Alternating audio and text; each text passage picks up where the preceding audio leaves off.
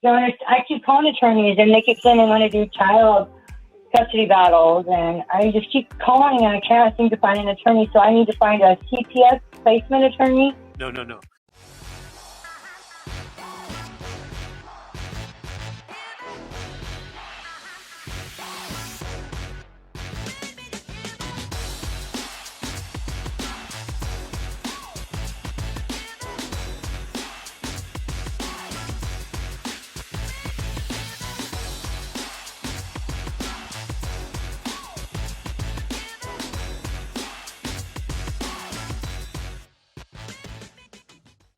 We're going to take our next call from Paige from the state of Washington.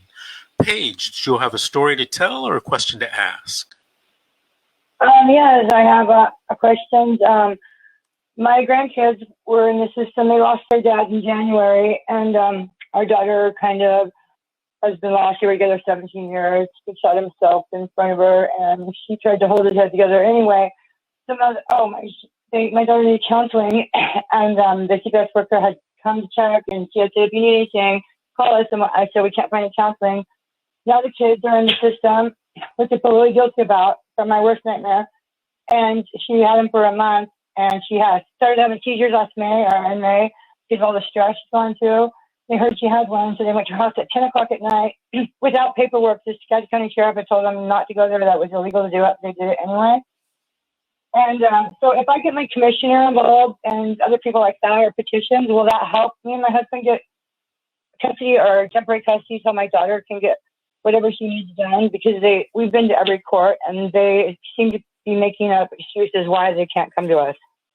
Right. Well, I'm licensed here in California. What you should do is you should find an attorney, a CPS attorney in your area that can help you get the children placed with you. Now, there are probably a number of things that can be done: motions filed, petitions filed, requests filed with the juvenile court where you are, and the judge will have to rule on them, and hopefully he or she will rule that the children can be returned to you or given to you while the parents are working on getting the children back. Does that make sense?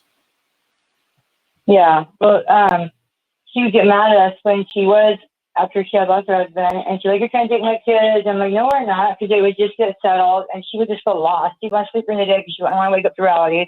We'd let her sleep, and she'd get them to drive around and let her go with them at night if they've been here like 3 weeks and they're settled. The oldest one's 4, and he basically grew up here because they came back from Eastern Washington, lived on the property. So this is like home to him. And then there's a 1-year-old, and she just keeps being here. So she would get upset, and she would take them, and so she'd go to her cousin, which was trying to contact her all the time. So now they're in her home, and they keep telling him that he's used to see us, like Friday, and then he can't see us. So I hear him in the background going, I want my papa, I want my papa.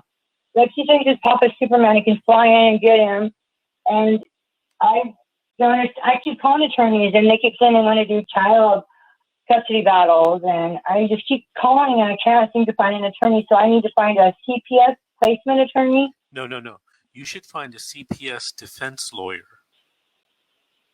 Okay, and if you're on the internet, you can Google it just for your area, CPS defense lawyer, and it will come up with names in your area and nearby, cities if you're not near a big city. But right, yeah, we're in a little town, so okay. Well, the court's Tuesday, so I hope something will happen good. Okay, that's not going to give you a lot of time. Today's Saturday night, and you have court Tuesday morning. Try to call and Sunday and on Monday as well. But you got to get an attorney. You got to get somebody that can go in there with you and talk to the judge. Talk to the judge, speak the judge's language. Right. I appreciate it. Thank you. Okay, and also, if Google doesn't work, you can try local bar associations. So if you're anywhere near Seattle or Spokane, I would look for the bar associations in those areas and ask them to give you, usually they have lawyer referral services in those bar associations, and ask them to give you, a referral. But definitely try Google tonight or tomorrow, okay? Thank you for calling. Give us a call in the back, maybe 3 or 4 weeks, and give us an update. I think we lost her, Aaron. Did you? I saw a quizzical look on your face. What were you thinking? And I can't hear you. Okay. Having technical difficulties with Aaron's phone. Okay, there we go. Okay. Can you hear me? Now I can. Okay. I was just listening to her, and I was hearing the panic start to rise up, and the trauma and all the fear start to rise up. And my dad is here, who is a therapist, and I would like him to give our audience a quick little tip to how to help them when they're about to walk into court, if they're about to walk into a visit, because I could hear her going like this. Mm-hmm. And I just wanted to be like, take a breath so I can understand your story better, because I could feel her going. And that's one of the things that a lot of people have a hard time doing, is before they walk into the courtroom or into CPS, they're already triggered. Okay. So everybody may not know this, but Aaron's dad is actually a licensed psychologist, right? Here in the state of California. Yep, and a hypnotherapist. Okay. All right, Dad, give us some advice. We got about 4 minutes. Okay. All right, Dad. Yep.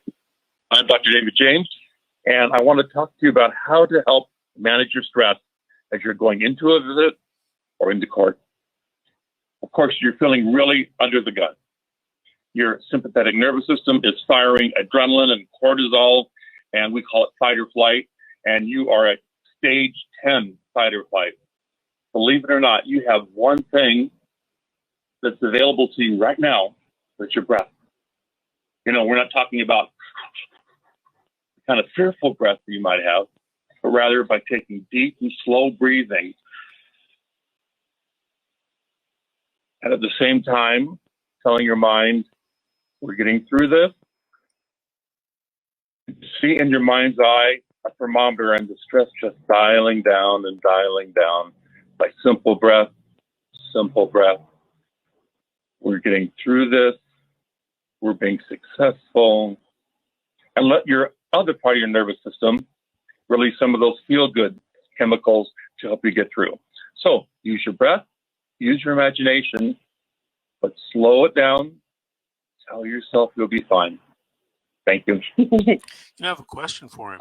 So it sounds like the breath is the key. It is, yeah. Because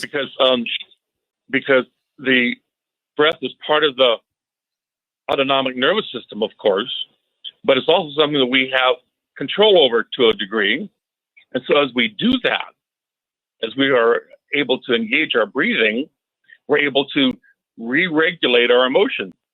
And I do that with hypnotherapy and other kinds of therapy, but basically it's helping people slow the show back down with breath. Mm-hmm.